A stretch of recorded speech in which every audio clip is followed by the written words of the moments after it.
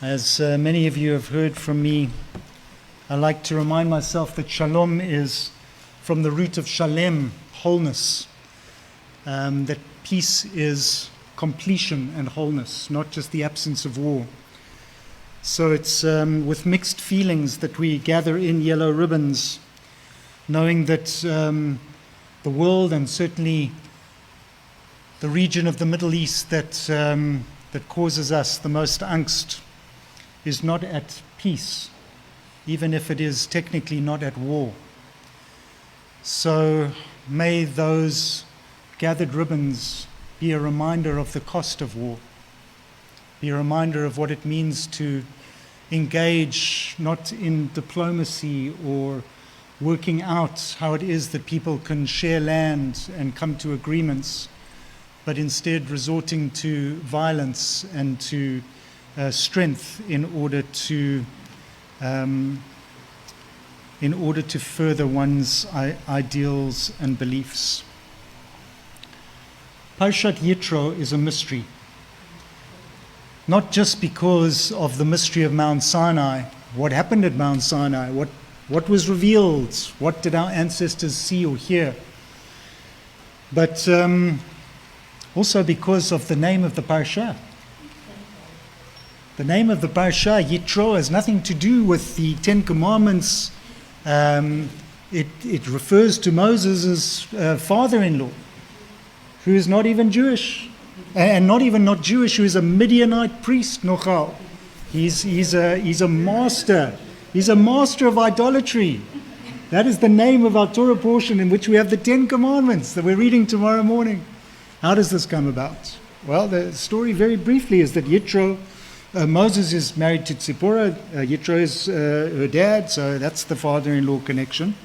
And Yitro hears what has gone on, that there's incredible miracles. The children of Israel have left Egypt and Pharaoh behind, and he comes to meet Moshe, and of course then becomes the first management consultant in history, advising Moses on how it is that he should properly set up his courts of law and not exhaust himself.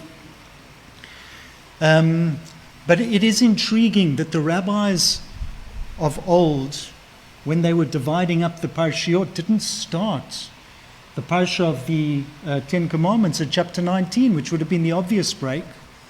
That's the moment that begins to refer to the thunder and lightning and clouds and Ten Commandments. It starts in 18, where Yitro is advising Moses about how to judge. Why? So I'm not the first person to ask the question. And so we go back to our commentators, and Ramban Nachmanides, who lived in Spain, mostly renowned for his Kabbalah and mystical approach to Torah commentary. Ramban points out that the rabbis deliberately chose to separate this Torah portion from last week's. Why? Because at the end of last week's Torah portion, B'Shalach, we learn about the tribe of Amalek. And what do we know about Amalek? Amalek were the guys who attack from behind. They're the ones who attack the weak and the weary, the stragglers, the sick, the women and children at the back of the caravan of Israelites. That's Amalek. Amalek are no good. And in the Hasidic imagination, Amalek is not a tribe. Amalek is the doubt and the fear and the churning that comes within ourselves, that undermines who we are, that niggles and chips away at our identity, our path. That is Amalek. So according to Ramban, the rabbis chose to separate at that point to teach us that we might think, reading Torah, that Amalek, who of course are not Jewish, not Israelite, that Amalek represents the world of what is not Jewish. That if we want to know Jews, fine. We want to know non-Jews, Amalek. According to Ramban, and it's telling that it's Ramban Nachmanides, who lives in the south of Spain at a time that Jews and Christians and Muslims are all dabbling in mysticism. Sometimes together, sometimes they're killing each other, but often they are feeding off of each other's mystical learning and yearning. And in this context, Ramban comes to highlight the difference between Amalek and Yitro. Neither of them are Jewish. And as I said, Yitro is a Kohen Midian. He is a Midianite priest. But Yitro is someone who brings wisdom to Moses' Torah. So we might be fooled into thinking that the only wisdom comes from Torah. Torah comes from God. We get Torah from Moses. Therefore, everything can be found within it. And according to Ramban, the rabbis wanted to teach us the opposite. As we learn in Pirkei Avot, Ezehu Chacham Halomed Mikol Ha'adam. Who is the one who is wise? The one who learns from every person. Wisdom comes from everywhere. And our job as Jews is to bring the divine light into the world so that we can light all places of darkness. We are not just concerned about the Jewish people.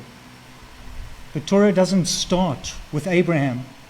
It starts with Adam and Eve to teach us that we are concerned with everybody. And according to Ramban, Yitro is there to teach us that wisdom comes from every person. So in a world like today, where we are siloed, we are encouraged to look only at who is with me, who stands with me, who speaks like I do, because anybody else is not wise. Anybody else is mistaken. At our greatest moment of revelation at Sinai, we are reminded that wisdom comes from every person. So this Shabbat, in our pursuit of shalom that is shalem, in our pursuit of peace that is whole, may we take the opportunity to seek wisdom from wherever we can find it. May we bring our wisdom in exchange for theirs, yours for mine, mine for yours.